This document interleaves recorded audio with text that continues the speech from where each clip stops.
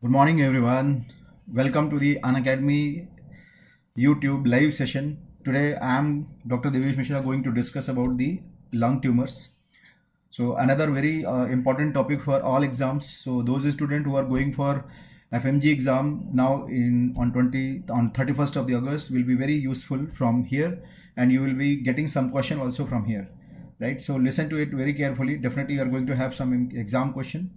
So let's start. So before I start, I would like to tell you about the wonderful platform of the Unacademy, and I am here available. You can follow me at Unacademy platform. So this is the Unacademy profile where I am residing. So you can follow me at here so that you can be notified for all my upcoming lectures, whether it is a subscriber or a special classes.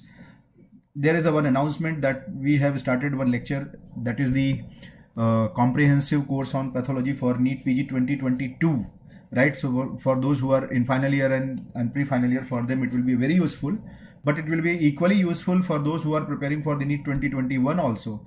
So you can see the duration of the class is from the September 9th to the December 12th, right? So it's approximately more than 84 hours of the lectures where I will be covering all the important points, and this is the link you can see, and you can join here. And it's a paid course, right? So you have to subscribe it. So I will urge you to subscribe this, and when you are subscribing, you can use this, this code. You can use Dr. Devesh 10 or Dr. Devesh YT, the same name, Dr. Devesh, without any, there is a dash here, YT, or you can use this code also. It's easy to use. So any of this code, if you're using, you will be having 10% discount. So I will suggest you to subscribe this course at least for the 3 to 4 months, right? So definitely you'll be, and after that you can think about it, right? So there is always a scope of continuity also. So it will be a good and helpful course for you. So Manas Tripathi, hello, how are you? Great, wonderful. So I think all of you have come. So let's begin the course. Say this, we all know that you can see I have written this Smo plus King because nowadays it is it's a fashion quotient. People think that when they're smoking in the market and they're looking very machism, right? So these kind of pseudo machism is there in the society. Still people, they smoke and they feel like they are very they're having very smart, and so that kind of thing is it's very bad. Why it is bad? Now you can see in front of you on the screen I have written there are two cancers which is associated, right? Two common cancers. I'm not talking, there are many other cancers. Two common cancers which are associated with the smoking. So we are talking about the lung cancer, right? So we are talking about the lung cancer. So smoking associated lung cancer, right? Which is the most common cancer? Examiner will be asking you which is the most common cancer and which is the most strongly associated. So most common cancer, when examiner is asking you, remember, when examiner is asking you most common lung cancer, so remember it is the squamous cell carcinoma. It is the squamous cell carcinoma. Most strongly is small cell cancer of lung. So small cell cancer of lung is most strongly, right? So these are the two important points you have to remember. Smoking is most commonly associated with squamous cell cancer and most strongly associated with small cell cancer, right? Coming to the most common, see, this is a very important topic. Wherever in oncology examiner is asking question, what is the most common tumor? We often fall trap to all these kind of language based questions. See, this question is a very basic question. Most common lung cancer. So examiner is not talking about the primary. Examiner is talking about the primary, secondary, both, right? So now you understood primary, secondary, both. So always remember, divide like this. When examiner is talking about the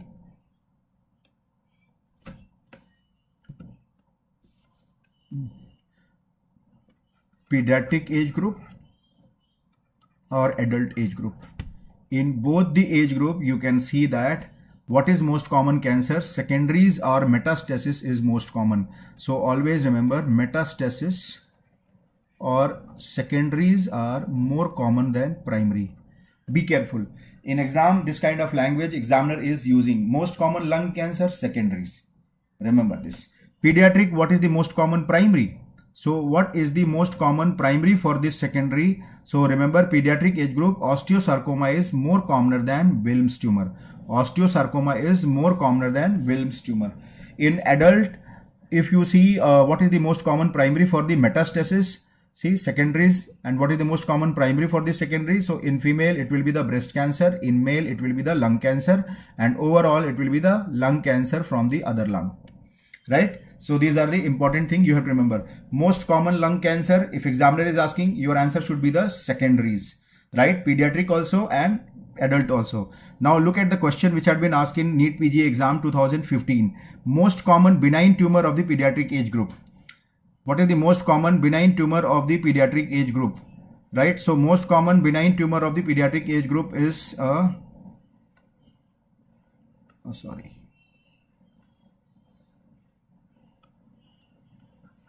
is a inflammatory myofibroblastic tumor.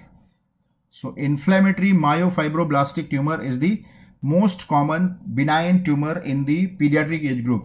What is the most common benign tumor in adults? So now you can see that in adults, hamartoma is the most common benign tumor. In adults, hamartoma is the most common benign tumor in the lung, right? There was another question in NEET PG exam. What is the most common primary malignancy in the pediatric age group? Primary. Most common primary malignancy. So see the word what examiner is using now. Now examiner has started using most common primary. Examiner is now using what is the most common primary lung tumor, right? So what examiner is asking, most common primary lung tumor in pediatric age group is the carcinoid. So be careful. This is a very good question where students have committed mistake, right? So remember, in pediatric age group, carcinoid is the most common. So most common primary malignancy is the carcinoid. Most common primary malignancy in pediatric age group is carcinoid. This was the NEET PG question in 2016. Now if you look at the adult, in adult, what is the most common primary malignancy? Most common primary malignancy in the adult. So adult, it is adenocarcinoma, which is more commoner than squamous cell carcinoma entire world.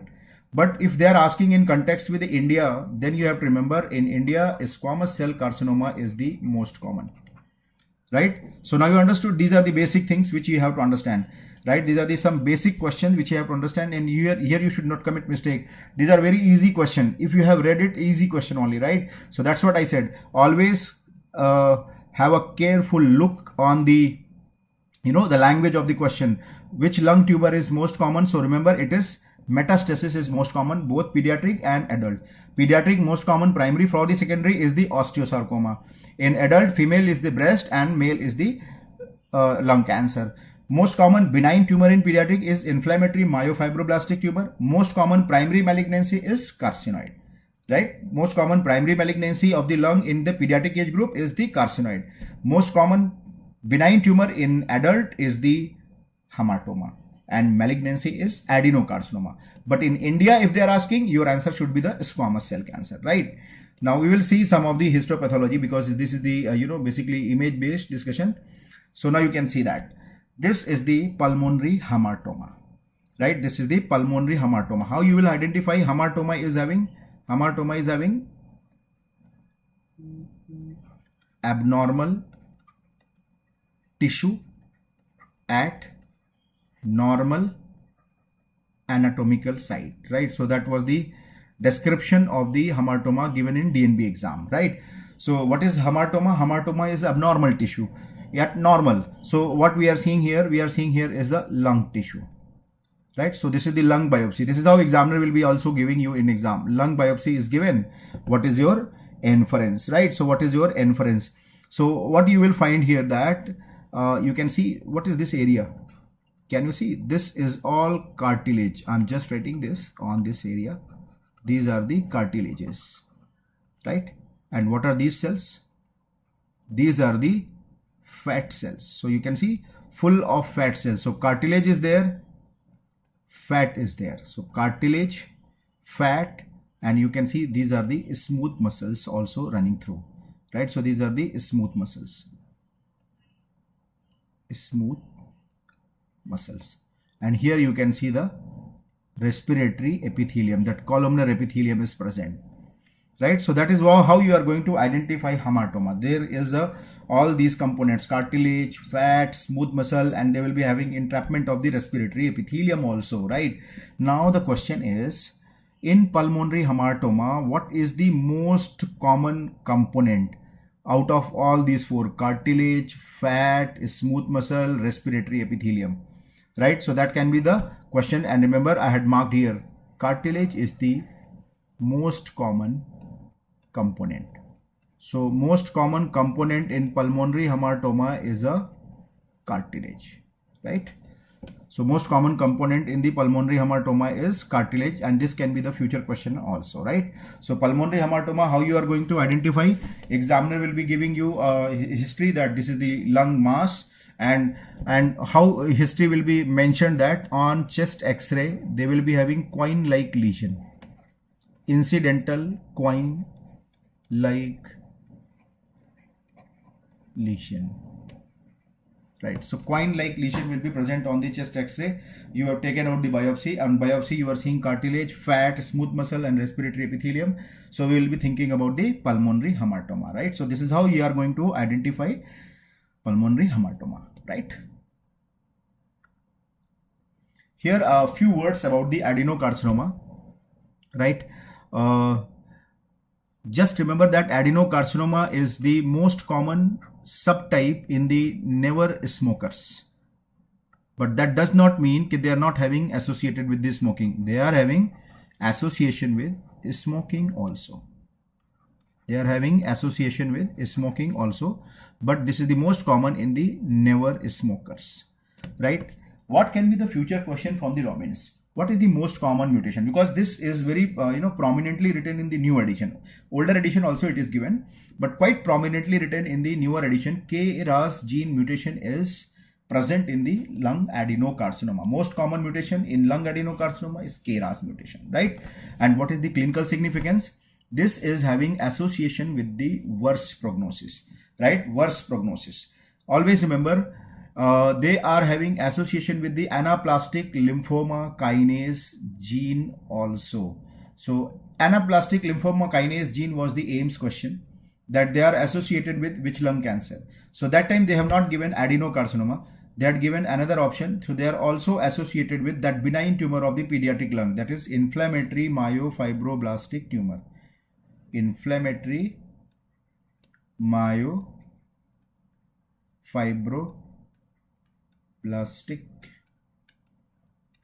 tumor, right? So inflammatory myofibroblastic tumor is also associated with anaplastic lymphoma kinase, right? So these are some important points about the adenocarcinoma. They are the most common in the never smokers. Number one, they are associated with the which gene mutation most commonly? Which gene mutation? So remember, it is KRAS mutation. And whenever you are, because see, the modern era is going to become like this only. You are not going to diagnose on the basis of histopathology. You are going to use the histocytogenetics.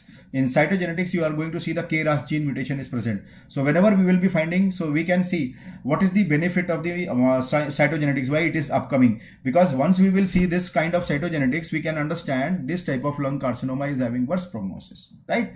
And that is how MCQ will be also asked in your exam.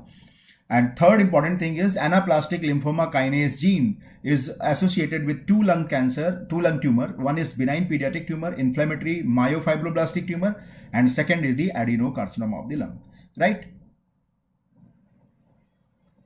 Look at this one. Usually we say that when we compare, just I want to say that here, when we compare the adenocarcinoma versus squamous cell cancer,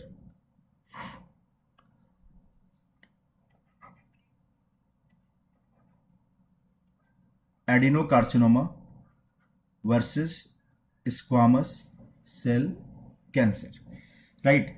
So yeah, KRAS is also involved. KRAS is having so many things, right? So it is having association with the colon cancer, thyroid cancer, many cancer they are associated. One of the most common oncogene, RAS is the most common oncogene mutation in the human cancer, right? See, I wanted to ask you one question. Give me answer in your comment box. My question is, which which of the two cancers, means when we are comparing the adenocarcinoma versus squamous cell carcinoma, which is the faster growing cancer, which will be growing fast, which is the fast growing cancer? Can you tell me in the comment box which is fast growing cancer, squamous or adeno? Squamous. Very good, very good. Prachi is telling squamous. Himaja, Devuni, Suman, very good, very nice. Umesh, Arunesh, no Arunesh, it is not adenocarcinoma. No Shreya, it is not adenocarcinoma. Remember, that is what I wanted to explain you here. When you are going to check the growth, right? Growth of adenocarcinoma is slower and squamous cell is faster, right? So now you understood. This is how it has been given in Robbins also. Now examiner is going to ask you which one will be having poorer prognosis, adenocarcinoma or squamous cell cancer. Who will have poorer prognosis, adeno or squamous? Adeno, right? So that's great. Very good, Deepthi. Adenocarcinoma will be having poorer prognosis. Why adenocarcinoma will be having poorer prognosis? Why? Because of, see this, even though they are slow growing, but metastasis will be early and wide.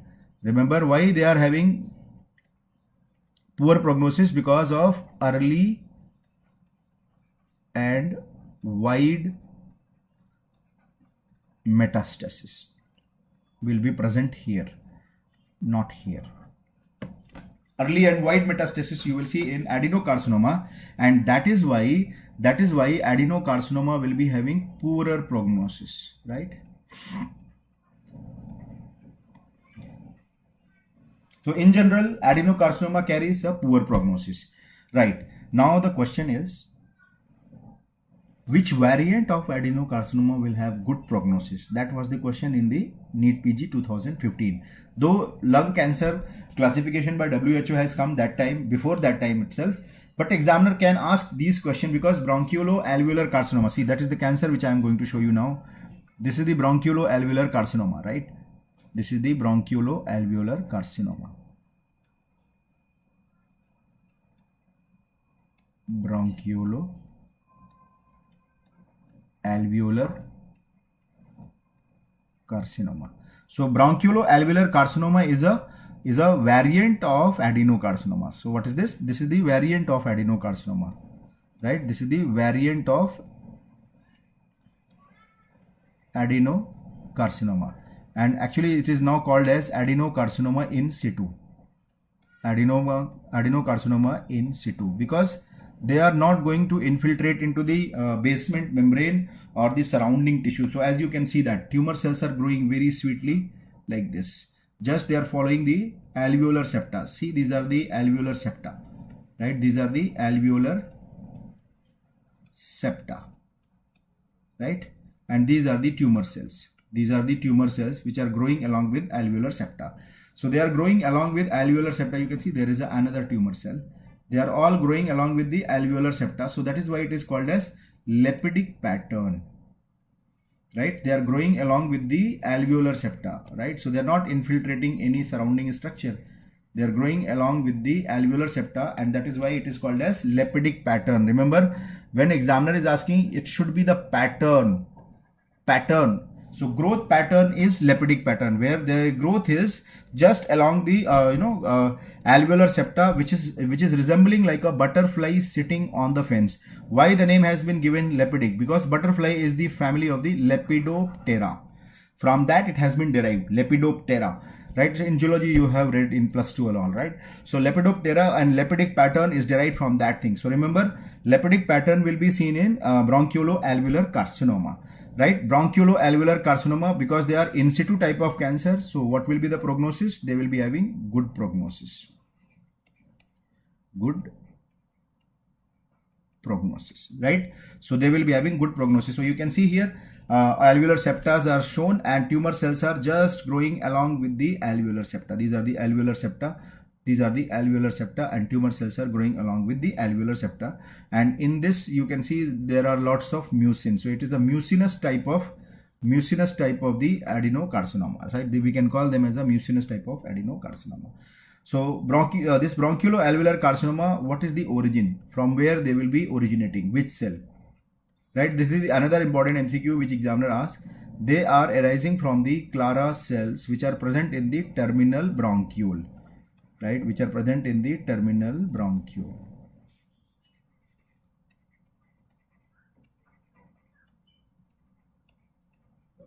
Right? So terminal bronchiole will be having Clara cells, and from there you can see the growth of bronchioloalveolar carcinoma. It is a variant of adenocarcinoma. It will be growing along with the alveolar septa. No infiltration in the surrounding blood vessel, surrounding tissue like pleura, or into the surrounding areas. So that is why these are having good prognosis, and that is why the name has been given to them is adenocarcinoma in situ, right? And these pattern are called as lepidic pattern. Lepidic pattern should not be, this is the another picture which is showing lepidic pattern. This is the another picture which is the bigger one. It is another picture showing the lepidic pattern. You can see now the alveolar septa is quite thin because it's the closer view, and you can see tumor cells are growing along with them like a butterfly sitting on the fence, right? So this is called lepidic pattern of the bronchioloalveolar carcinoma. Lepidic pattern should not be confused with the lepidic cells.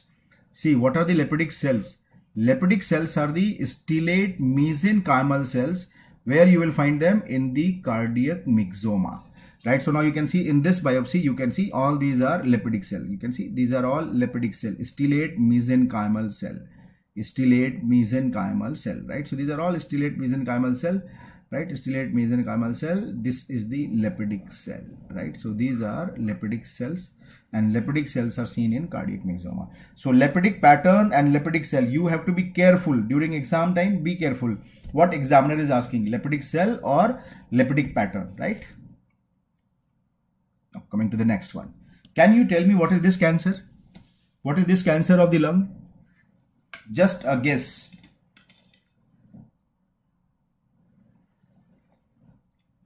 In your comment box, you can give a guess for this thing. What is this likely to be? Which cancer it can be? Because in my classes, I used to explain how to identify this pattern. There is a beautiful pattern you can see here, very clear cut. Very good, Kevin. Shreya, very good, very nice. Very nice. So yes, Shreya, Kevin, they are the first one to tell that these are the adenocarcinoma. Now Umesh also is telling. So always remember, whenever you are finding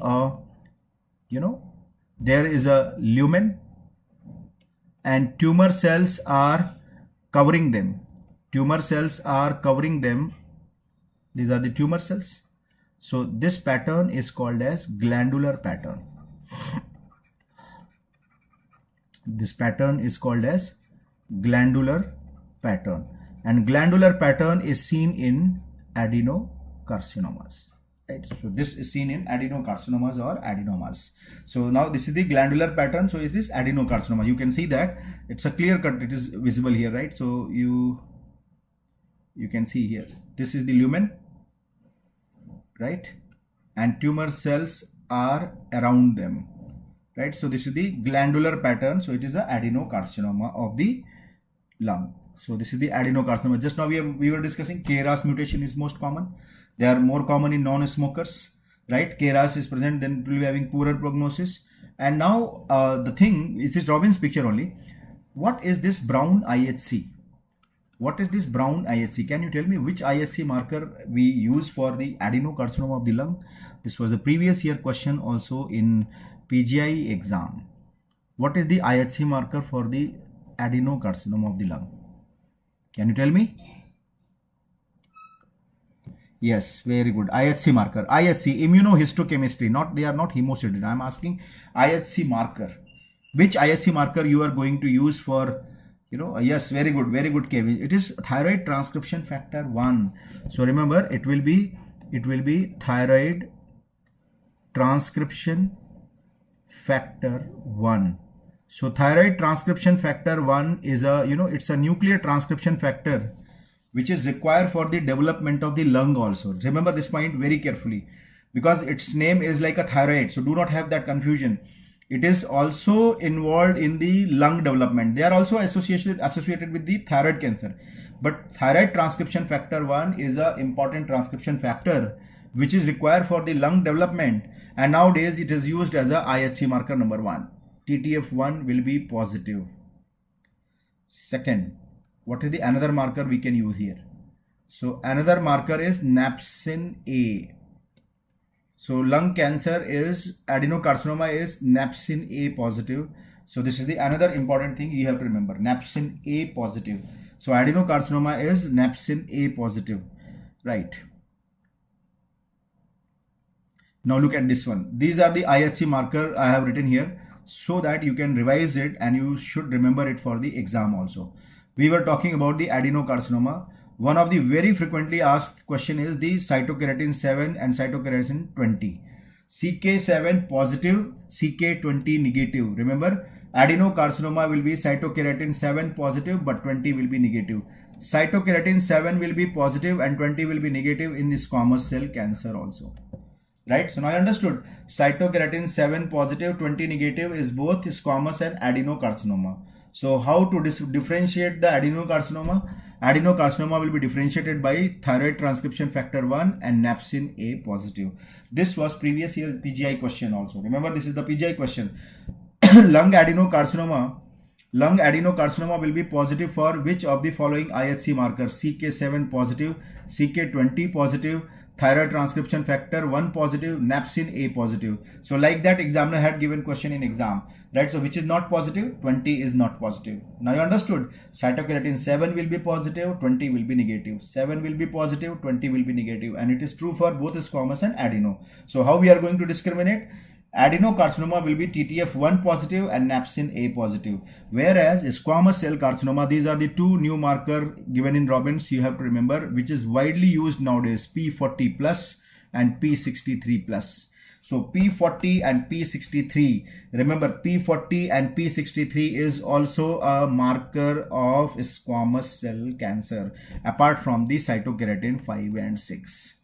Cytokeratin 5, 6 will be positive only in the squamous cell. It is not positive in adenocarcinoma, right? So now I understood, as squamous cell cancer is 5, 6 positive, 7 positive, 20 negative. P40 positive, 63 positive. Remember P40 and P63, many of the histopathologists, they are using this. Many of the hospital, they are using this. So examiner can ask you this question. So just keep that in your mind. This can be your future question in AIMS exam, right? P40 and P63, right? So whenever we are having poorly differentiated cancer, squamous cell cancer, where we cannot identify the squamous keratin pearl, that time we are going to use this P40 and P63. We can use all these also, but P40 and P63 is the upcoming one. That is why examiner will be asking you, right? A small cell cancer, see this, what I have said, that thyroid transcription factor, till now you have read only for the adenocarcinoma, but remember it is also positive in the small cell cancer. You remember what I have said, why I said that time, thyroid transcription factor will be is a nuclear transcription factor which is required for the growth and development of the lung tissue. That is why they are positive, and that is why they are positive in the small cell cancer of the lung also, right? Apart from this, in older Robbins, listen to me very carefully, older Robbins, CD57 was the marker given, 57 it is, right? But in the new Robbins, they have given CD56. So actually both are used for the small cell cancer of the lung. So neuroendocrine tumor marker, it is 56 and 57. Remember 56, 57, chromogranin, synaptophysin, all these are markers of the small cell cancer of the lung. Right? So now you understood. Small cell cancer of the lung, thyroid transcription factor 1, CD56, 57, chromogranin, synaptophysin, all these things will be positive, right? Now coming to the last one, the mesothelioma ISC. Mesothelioma ISC is cytokeratin 5, 6 positive, just like a squamous cell cancer, not like a adenocarcinoma, right? So that is how we can differentiate also. Adenocarcinoma is 7 positive, 20 negative, right? Mesothelioma will be 5, 6 positive, but 7 and 20 both will be negative, right? What is the best IHC marker for the mesothelioma? Answer should be the calretinine. Calretinine is the best IHC marker. This was the NEET PG question in 2012, right? So this was the question in NEET PG 2012 and 15, not 12, 15, right? So this point you have to keep in mind. So all these 4 IHC, you have to take the screenshot and you have to remember this.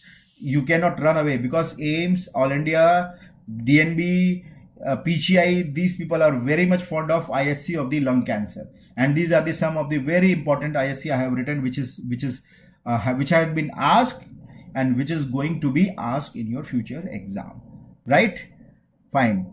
Now coming to the next one, squamous cell cancer. This is the again a very important point which I wanted to tell you. Squamous cell cancer, already I told you, most common cancer associated with the smoking, and most common mutation is the P53 mutation. This point you have to keep in mind for the future question, right? Because we don't read the mutation in the squamous cell cancer, but now you will when your generation is going to give a diagnosis, you are going to use P53 mutation for the confirmation of the squamous cell cancer, because these are upcoming things, right? So P53 mutation is the most common mutation in the squamous cell cancer, right? Look at this one. Whenever you are seeing the lung biopsy, right, like this, can you tell me what is this cancer? Moderately differentiated squamous cell cancer, or well differentiated squamous cell cancer, or poorly differentiated squamous cell cancer? What kind of cancer it is? Moderately differentiated, poorly differentiated, or well differentiated? Very good, very nice, very good. It's a well differentiated keratin pearls. Very good, Umesh Vishwakarma, very good. Umesh is telling that it is a keratin pearl. So see this, whenever you are finding keratin pearls, keratin pearls are also called as epithelial pearl. If they are present, it means it is a well differentiated squamous cell carcinoma. So whenever you find keratin pearls are present, it is a well differentiated squamous cell carcinoma. How we are going to identify? You will see a hypereosinophilic concentric lamination in a cell. So as I said, hypereosinophilic concentric, right, lamination. So this is the identification of the keratin pearl, right? So hypereosinophilic concentric lamination. So you can see, if you compare with the surrounding tissue, can you see the surrounding tissue, and can you see this one? So they are more hypereosinophilic, and they are having concentric ring-like appearance. So whenever you find keratin pearl, you should think about the well differentiated squamous cell carcinoma, right? So we can see numerous keratin pearls are present, numerous. So examiner also asked that keratin pearls are present in which cancer? Squamous cell cancer. So what will be the future question? Keratin pearls are present most commonly in well differentiated squamous cell cancer. They can be seen in other also, but they are less common. They are most commonly associated with the well differentiated squamous cell carcinoma. This is the one finding. So squamous cell cancer, this is the one finding. Second finding in this squamous cell cancer is, see, this is again a keratin pearl only, right? So this is the another picture of keratin pearl with the closer view. So these are also keratin pearl. So you can see hypereosinophilic structure when you are comparing with the surrounding tissue, right? This one, which I was talking you, this is called intercellular bridging. In this you can see there are cells, right? And their cytoplasm is getting attached to each other. So cytoplasm of two tumor cells. Well differentiated means it is more closer towards the normal tissue. That is the true meaning only, right? That is the true meaning only.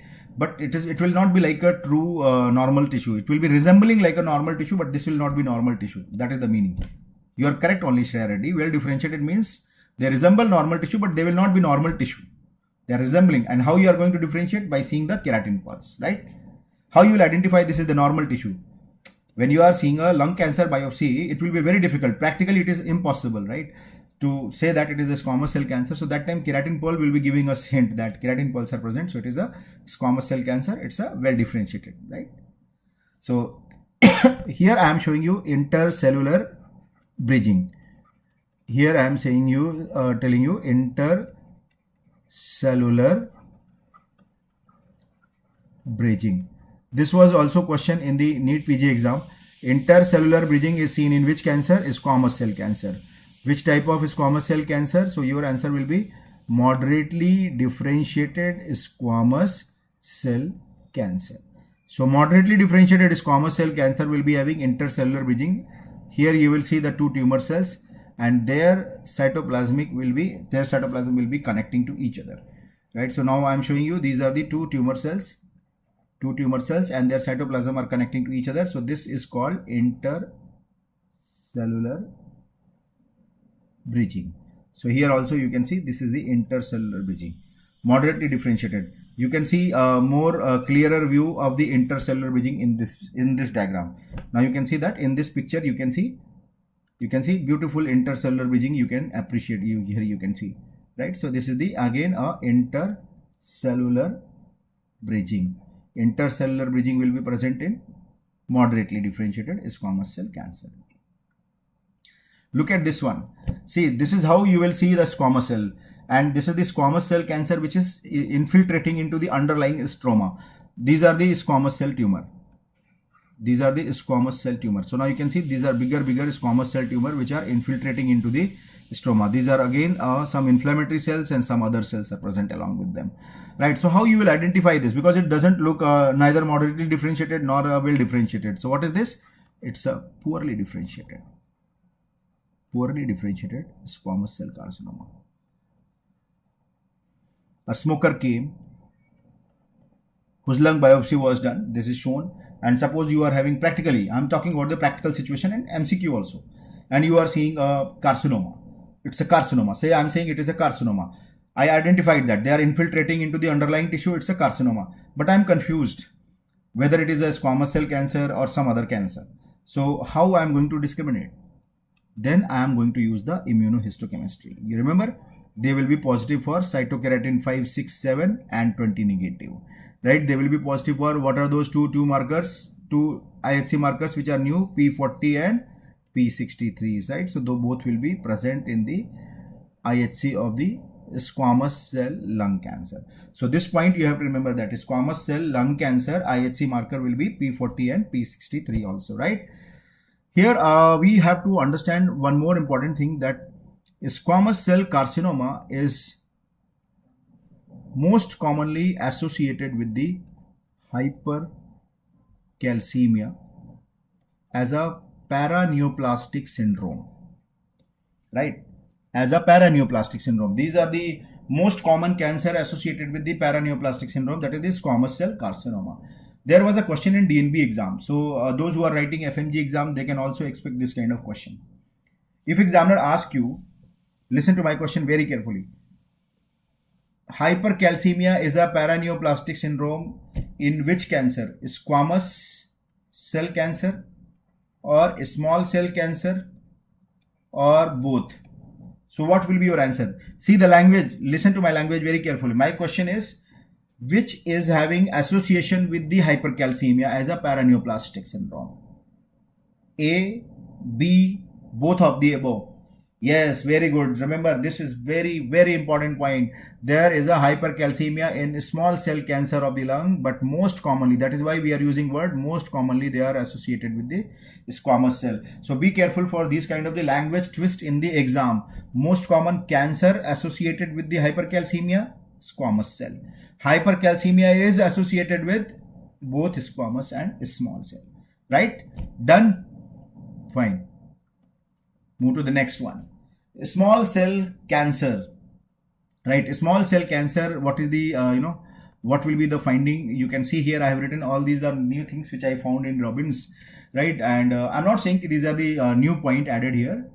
New point which has been added in the new Robbins is this one which I had marked in the blue. This is the Robbins 10th edition update, right? In older edition, I have told you 57 was given, but new edition they have added that CD56, so both are present, right? So these are the important thing you have to remember. See the language, highest mutational burden amongst the cancers, all the lung cancers, whatever you are knowing, large cell, small cell, squamous cell, carcinoid, most most commonly mutational burden will be seen in which tumor of the lung? Answer should be the small cell cancer of the lung. And remember, it is a neuroendocrine tumor also. So it's a neuroendocrine tumor also.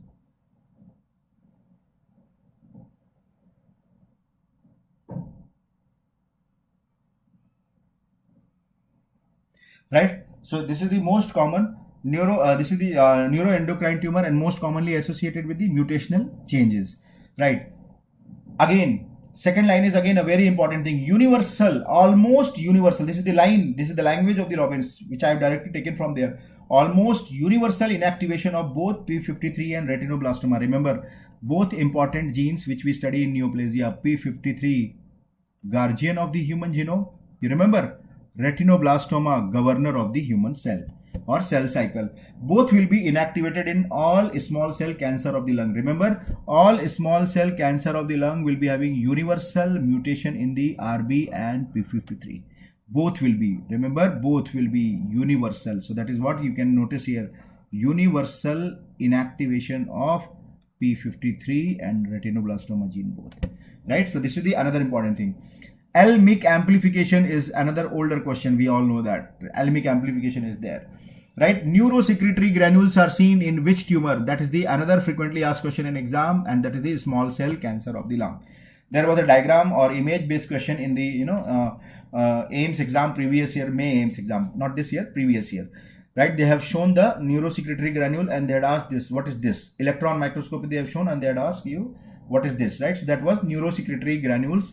What is the significance? They will be containing these markers. So these are the markers of all neuroendocrine tumor. Remember, these are the markers for all neuroendocrine tumor: carcinoid, neuroblastoma, medullary carcinoma of the thyroid, right? Pheochromocytoma, paraganglioma, neuroblastoma, whatever neuroendocrine tumor you know, they have neurosecretory granule. Number one, they have neurosecretory granule, and these granules, number two, will contain granin, synaptophysin, 56, 57, all these markers will be present in them, right?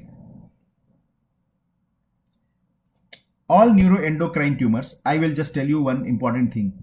They have two important characteristic features. All neuroendocrine tumor, just keep that in your mind.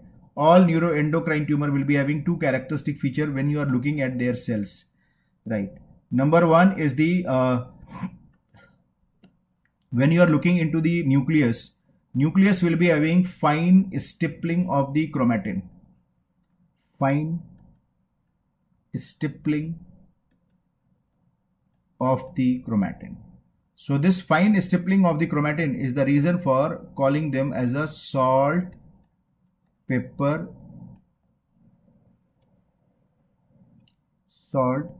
nuclear chromatin. Right, so whenever examiner is saying that there is a salt, pepper, nuclear chromatin, it means examiner is talking about neuroendocrine tumor, right? So this question had been asked like this earlier in AIMS exam, right? Salt, pepper, nuclear chromatin was visible, this. Once they start mentioning salt, pepper, nuclear chromatin, your mind immediately should have an idea that he is talking about, examiner is talking about the fine stippling which is seen in the neuroendocrine tumor. Right. Second thing, in this cytoplasm, you will be having neurosecretory granules. So I'm just writing in the short. They will be having neurosecretory granules. So these are the two important features you will see in the any neuroendocrine tumor: carcinoid, small cell cancer, neuroblastoma. Right. So fine stippling, salt, pepper, chromatin. Second, neurosecretory granules, which will be having all these chromogranin, synaptophysin, bombesin, CD56, 57. All these markers will be present in them. Right. Look at this one. This is the another third finding of the small cell cancer. See, as I have told you, small cell cancer of the lung is a neuroendocrine tumor. So what are the marker? What are the characteristic feature? Number one is fine stippling. Number two is the neurosecretory granule. And number three is, what is this we are seeing here? Can you tell me what are the things we are observing in this small cell cancer of the lung biopsy? You can see numerous small round blue cell tumor. Small round blue cell tumor. So numerous small round blue cell tumors are visible. Number one, right? Number two, if you look at these blood vessels, see, these are the blood vessels, but here you cannot appreciate their red lining of the vessel wall. All these are blood vessel. So see, I'm just showing you one of the blood vessel. Why they are not showing their red color? Because nucleus of the small cell cancer is very, very delicate. So nuclear chromatin will be coming outside. Nuclear chromatin will be coming outside, and they will be staining the vessel wall. Right? So they will be staining the vessel wall. So this is called basophilic staining of vessel wall. What is this known as? Basophilic staining of vessel wall. Basophilic staining of blood vessel wall. So basophilic staining of blood vessel wall is called as, what is name of this effect? Azopardi effect. Azopardi effect. Right? So that is how you are going to identify Azopardi effect in your exam also. So where you will see Azopardi effect? Where you will see Azopardi effect? Which cancer this is? This is the small cell cancer of lung. Small cell cancer of lung is showing Azopardi effect, right? So that is how you will be seeing that there is a entire vessel wall. Entire vessel wall is colored by the basophilic, means blue color nuclear chromatin, right? Blue color nuclear chromatin, and that is why it is called as Azopardi effect. So small round blue cell tumor, Azopardi effect. This is the feature of the small cell cancer of the lung. So now I will show you the picture given in Robbins. This is the picture given in Robbins. You can see a small round blue cell tumor, right? So you can see here also a small round blue cell tumor, and here you can see the Azopardi effect, right? So this is the Azopardi effect which I have shown you just now.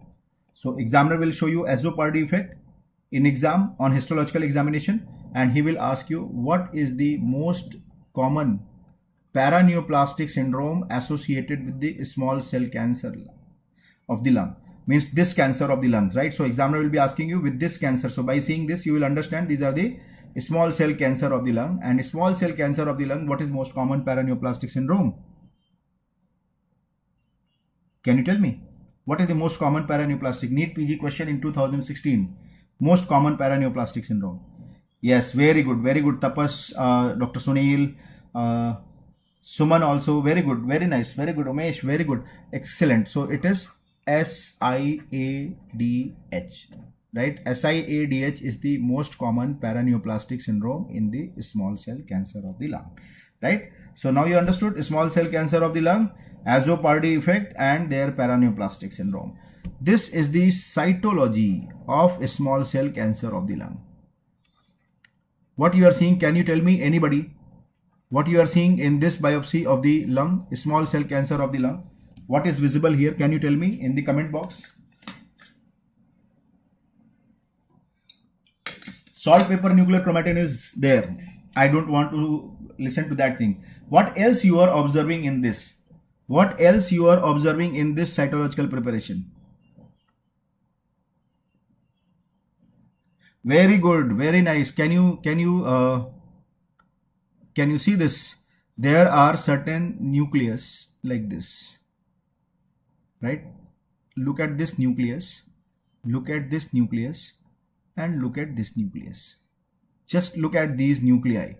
What is happening? They are creating impression on the another nuclei.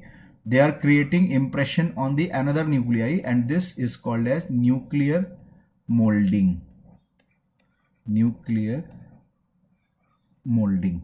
One nucleus is putting impression on the neighborhood nucleus is called as nuclear molding. So in simple word, these are the impression of the nuclei, right? Impression of the one nuclei on another one. So impression of the one nuclei on the another one is called as nuclear molding. So nuclear molding is seen in which cancer? That is also one important MCQ that is seen in small cell cancer of the lung, right? So everybody is clear about this.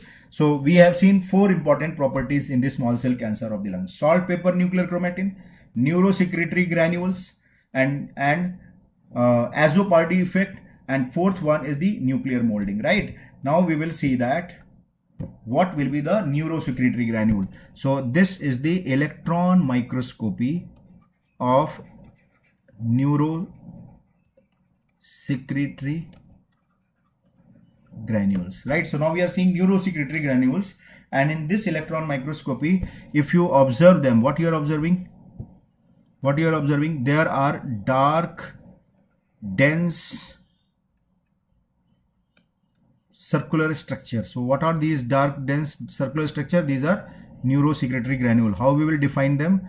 We will define them as a dense core granules, right? So examiner will be asking you this question, right? This is the very favorite question of the examiner.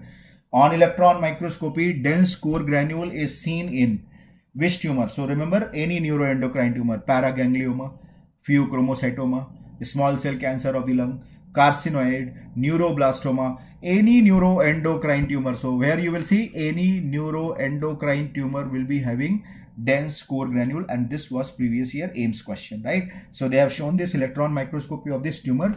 Most likely, what is this? So answer was most likely it is neurosecretory granules, which will be containing chromogranin. What are the things present in this dark dense structure? Chromogranin, synaptophysin, neurofilament, leucin 7, CD56, CD57. All these things are present inside these, small granules, and that is why these are diagnostic finding on electron microscopy. Dense core granules, right?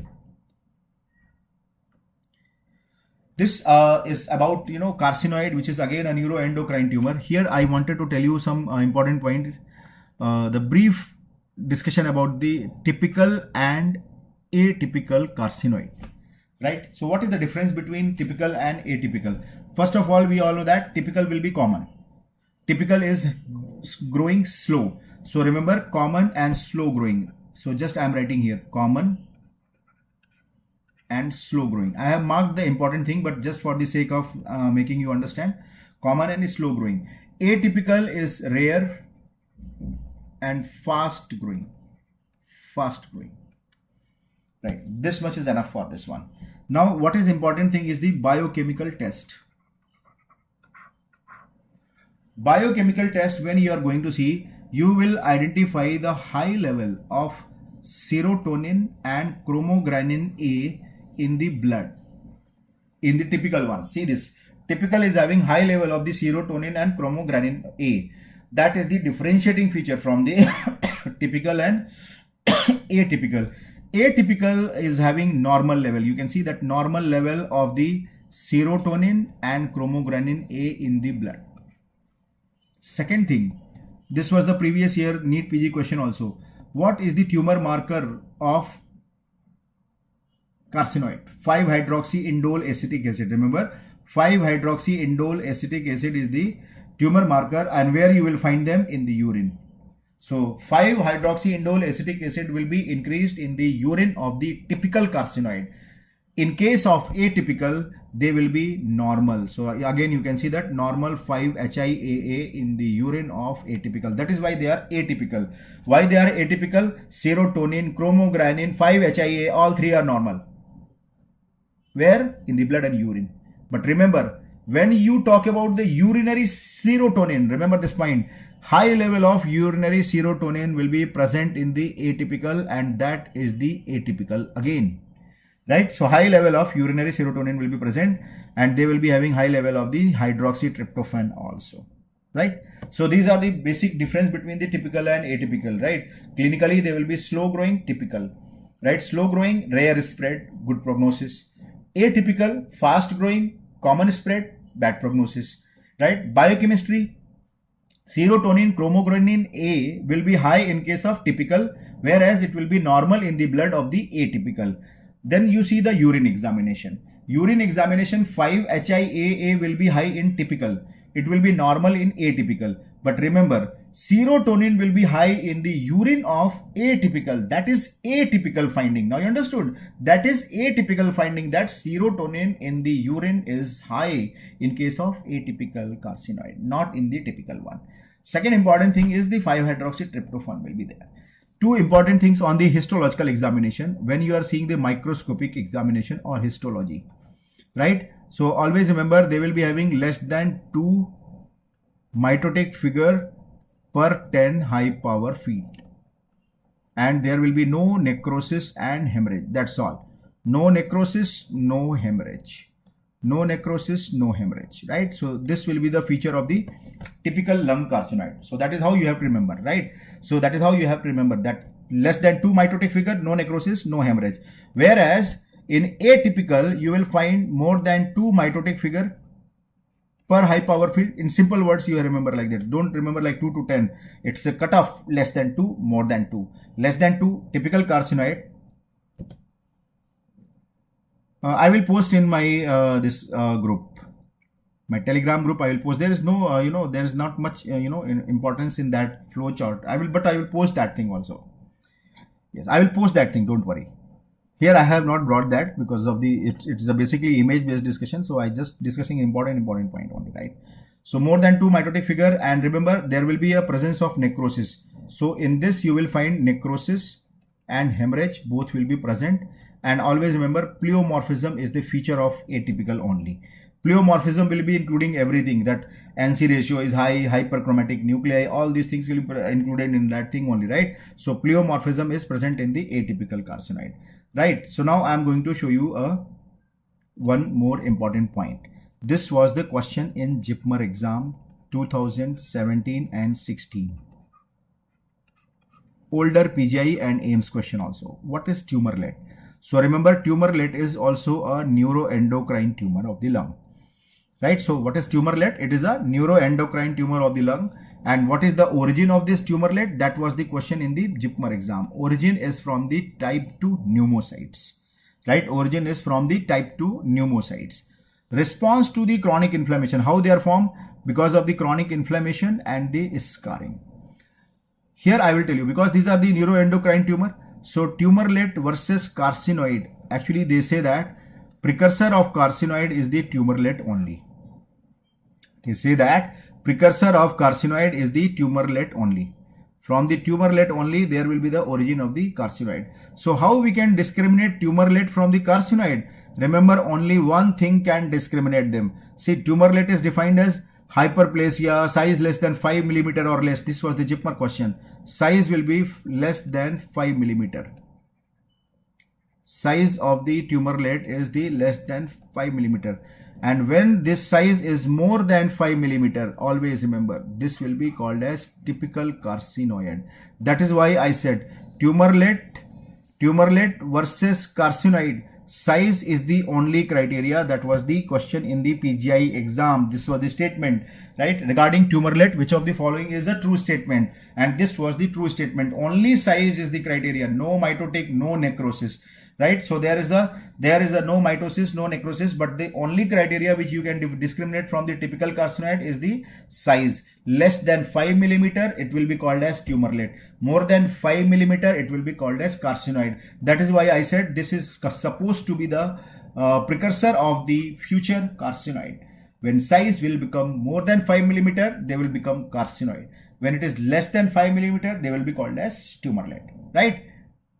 So now I am going to show you. Can you tell me what is this tumor? Can you tell me what is your diagnosis for this lung tumor? He came with hemoptysis. It's a neuroendocrine tumor. If you look at the beautiful nucleus, nesting pattern. So tumor cells are arranged in a nest divided by fibrous septa. And if you look at the individual tumor cell, you can find out there is a fine stippling of the chromatin, salt, pepper, nuclear chromatin. Very good. Small cell, and these are the salt, pepper, nuclear chromatin. So what we are seeing here, can you see this nucleus? This nucleus is showing salt, pepper. Salt, pepper, how you will identify? There will be a fine stippling, right? Yes, fine stippling of the chromatin will be present. So can you tell me what is this? Typical carcinoid or atypical carcinoid? That is what I wanted to ask. This was the question in AIMS 2016. Can you tell me what is this? Typical or atypical? Are you seeing atypical mitotic figure here? Are you finding areas of the necrosis here? Are you seeing any kind of hemorrhage here? No. So this is a simple typical carcinoid. Typical carcinoid, right? So why I am saying typical carcinoid? Because there is no necrosis, no hemorrhage, right? And even you can see that mitotic figure is also 0 here. In this you can see that I am not able to see any mitotic figure. Means you can say that there is a one mitotic figure you can see here, but I'm not very sure that it is a mitotic figure. It's an artifact, right? So there is no mitotic figure in this case, right? So it is a typical carcinoid. Atypical carcinoid will be looking like this. This was the proper AIMS question in 2016. See this. You can see these are salt pepper chromatin. We can see here also, and here in this area you are seeing necrosis plus hemorrhage plus inflammation. So round cells we are seeing is the inflammatory infiltrate. So necrosis, hemorrhage and inflammation is present here. Necrosis, hemorrhage and inflammation is present here. So what is this? This is the atypical carcinoid. Atypical carcinoid. So in this atypical carcinoid, serum level of the serotonin will be, can you tell me in the comment box, serum level of the serotonin normal or elevated? Normal or elevated? Serum serotonin, blood serotonin will be increased or normal? It will be normal. Yes, very good, Umesh. So that's what you have to apply in your exam. Chromogranin, serotonin in the blood will be normal. Serotonin will be high in urine. You remember, serotonin will be high in urine. So that is how you have to you have to understand. Examiner will be asking question like this only, right? They will be showing you this kind of picture. So you have to identify eosinophilic areas. So these eosinophilic areas are the areas of the necrosis, right? So this entire area is the area of necrosis, right? So once you find the necrosis is visible and you are convinced that it is a carcinoid, examiner will be writing that salt pepper nuclear chromatin is there. This is the histopathology. That was the AIMS question. Salt pepper, they have written in the language of the question and they have shown this one. So that he is giving you hint. Salt pepper means it's a carcinoid of the lung and there is a areas of the hemorrhage and necrosis. So it means it is a atypical carcinoid, right? So that is how you will identify atypical carcinoid, right? Here I wanted to tell you the one of the least read topic in the lung cancer is the large cell cancer. What is the large cell carcinoma? These are undifferentiated. Number one, these are undifferentiated, and as you can see, the name itself is telling they will be having pleomorphic tumor cells. In simple word I will write here, they will be having pleomorphic tumor cells, means variable shapes and sizes of the nuclei, and they will be having prominent nuclei, large nuclei, prominent nuclei, right? These things will be present. How we will give the diagnosis of the large cell cancer? So remember, diagnosis of large cell cancer is the diagnosis of exclusion. Yes, very good. Always remember, large cell carcinoma we can give diagnosis by exclusion only. How we are going to exclude? Because we are going to see the markers, adenocarcinoma marker like TTF1 and napsin A. If we are going to use, they will be negative, right? Squamous cell marker, can you see? This is the line of Robbins, P40 and P63. So neither TTF1 positive, napsin A positive, nor P40, P63 positive. It means these are the large cell cancer of the lung, right? So this is how you will identify large cell cancer. They will be larger cell, larger nuclei, prominent nuclei, and pleomorphic. Variable shapes and sizes of the nuclei will be visible. I will show you the picture also here. Now you can see this is the correct picture which is given in the Robbins also, right? Now if you look at the cells, you can observe that cells are very, very big. Somewhere you can see these are very bizarre, and there is a atypical mitotic figure also. So you can see that here you can notice that atypical mitotic figure is also present. Here also you can see that atypical mitotic figure, right? Now you can see this is another cell. So bizarre hyperchromatic nuclei, and in the nucleus also, see in the nucleus also you can see the prominent nucleoli, right? So that's what I have written. Everything is visible here, right? So large cell cancer of the lung is having bizarre pleomorphic tumor cell, larger nuclei, prominent nucleoli, atypical mitotic figure. So they are adenocarcinoma IHC marker, squamous cell IHC marker, all will be negative in this one, right? So it's a diagnosis of exclusion.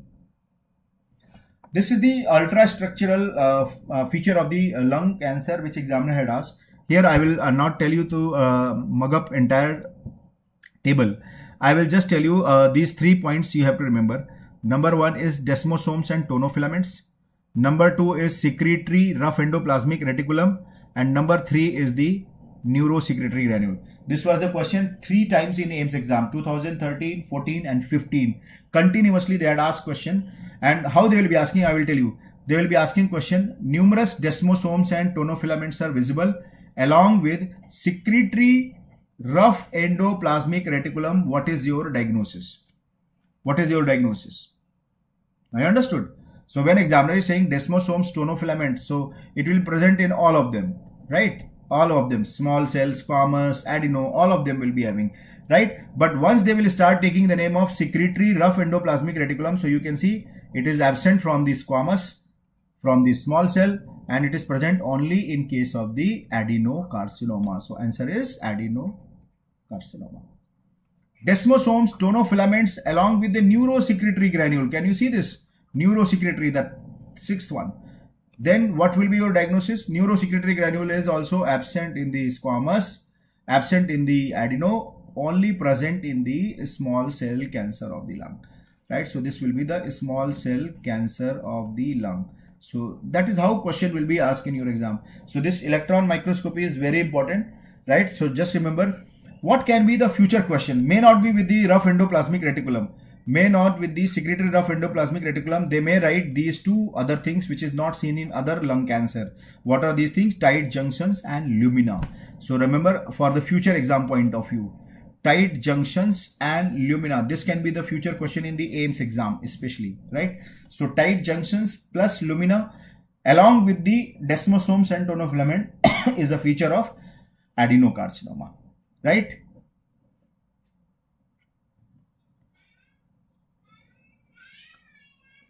Now look at this. This is the tumor which is present in the mesothelium. So in the pleura. So can you tell me this pleural tumor, not mesothelial, pleural tumor? What can be this pleural tumor? Because pleura, remember, pleura is most commonly famous for the metastasis, and most common metastasis from the adenocarcinoma of the lung itself. So whenever we are seeing the pleural tumor, we have always a confusion between the adenocarcinoma versus mesothelioma.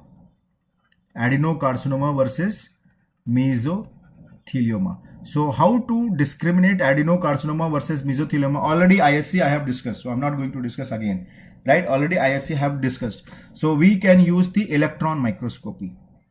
On electron microscopy, you will see the small non-branching microvilli. Small non-branching microvilli, right? So a small non-branching microvilli you will see in the, yes, you will see in the adenocarcinoma, whereas in case of mesothelioma you will be seeing the large branching microvilli, large branching microvilli, large branching microvilli, right? So large branching microvilli, small branching microvilli, these are the things which we are going to use for the differentiation between the adenocarcinoma and mesothelioma, right? So tell me, what about this one? The diagram I am showing you, patient was working in the asbestos factory, duration is not given, lung biopsy is shown, electron microscopy. Can you tell me what is your diagnosis? So are you seeing these are the branching or small or large and branching? So what is your finding here in this case?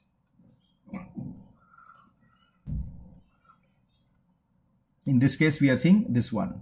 So this diagram is about this one. So this answer will be adenocarcinoma. This was the question in the NEET PG exam. Yes, it is a adenocarcinoma, right? So that is an easy question. This will be a tough question, right? This will be a tough question because here you have to search the branching. You are just seeing a tall microvilli, right? So you are seeing that long microvilli is there, right? But the branching you are not able to appreciate. So just remember this point. I'm just showing you my fingers. So these are my fingers. Can you see this? and these are the branches, right? So these are the branches. When we are cutting them in the vertical section, so you can see the vertical section, the microvilli is like that only. Long microvilli is like this only. But branching, you will see only the round tips, right? So here I will write also. So when you are seeing this, these are the long microvilli. But branching you will not be seeing because they are perpendicular to that. So they will be having round micro structure. These are the branching. These are the branching. So all these round structures are the branching. All these round structures are the branching, right? So now you understood.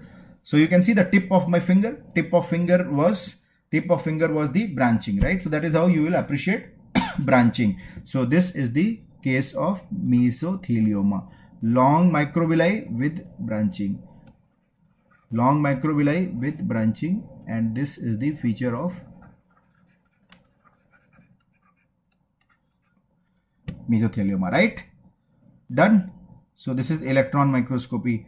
Now the few last slides I will tell you. This is the controversial question. Remember my words. I have searched many books for this, and I have thoroughly referred the Devitas and other textbooks also.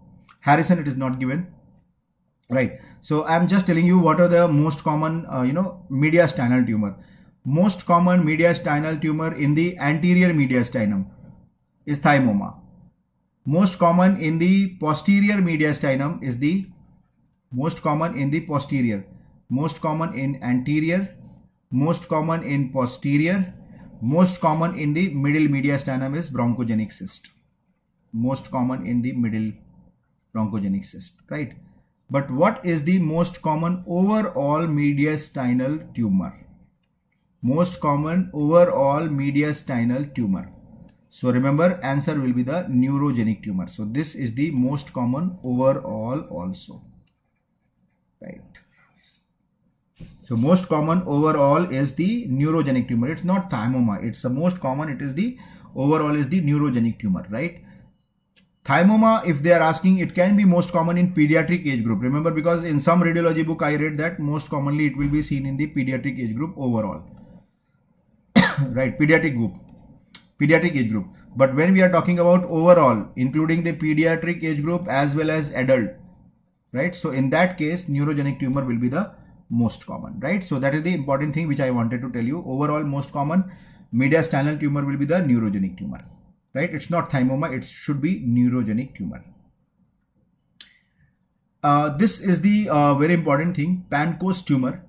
What is the most common, Pancoast syndrome or Pancoast tumor? What is the most common lung cancer associated with the Pancoast tumor?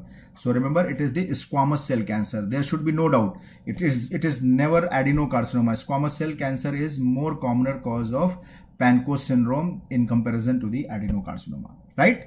So that is clear. So it should be very clear in your mind. Most common cause of Pancoast tumor is the squamous cell cancer, not the adenocarcinoma. What is Pancoast syndrome? You will see the severe pain in the distribution of the ulnar nerve and Horner syndrome. What is Horner syndrome? We can remember by these things, right? Anhidrosis, enophthalmos, shrunken eye, ptosis, drooping of the eyelid, and meiosis, right? So pupil shrinkage, right? So these are the important things for the Pancoast tumor, right? Pancoast tumor, again you can see they are involving basically they are involving C8T1 region, and that is why all these symptoms are getting developed, right? Horner syndrome and all these things will be there, right? Most commonly they are associated with the squamous cell cancer. Same thing it is here. Superior vena cava syndrome. What is the most common cause? Another important MCQ in exam. Superior vena cava syndrome. Superior, it is not large cell. Remember, it is a squamous cell cancer which is most commonly associated with. Don't have any confusion. Large cell cancer itself is a very rare tumor, right? And squamous cell cancer is the most common cause for the, yes. So most common cause for the superior vena cava syndrome is the small cell cancer. Small cell cancer of lung is the most common cause of the superior vena cava syndrome.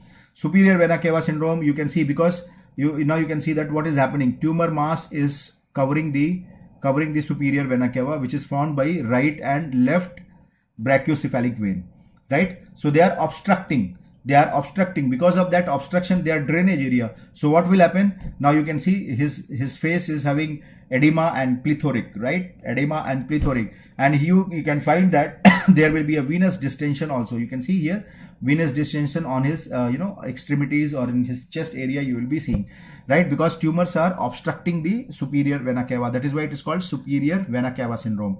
And most commonly it is because of the small cell cancer of the lung.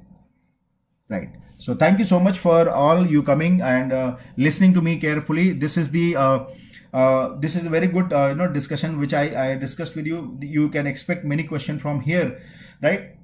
Just last point for you all. Just believe in yourself, because that is the one thing which always we lag during our tough times. Tough time, whenever we are having crisis time, it's because we are all human, right? But sometimes if we recall that we are good and we can do good, right? Even if you don't see that, what is it in it? Even if you don't feel like that, you pretend it. You act like that you are very good. So what will happen in the end? Eventually you will end up with a good thing only, right? So be careful and always remember, you have to stay positive. Do not say bad thing to yourself. Do not curse yourself. Do not repent for anything. Do not have regret for those days where you have not read anything. Even in your MBBS days, even in preparation days, maybe some days will be not very good. You will be reading only 1 or 2 hours. Family problem will be there. Mother, father, we are having older mother, father, they will be ill. You will be talking to them. Your time will be wasting. But you don't think like that. Okay, I'm wasting my time. I'm doing my duty, and I'm doing good and I will do it. So that positivity should be always with you. That is the basic mantra to get success in your exam. So thank you so much to all of you. Liver already I have discussed. You can search in this platform, in this YouTube session. You will find that liver I have discussed, right? So thank you so much to all of you. Thank you so much. Best wishes to all of you.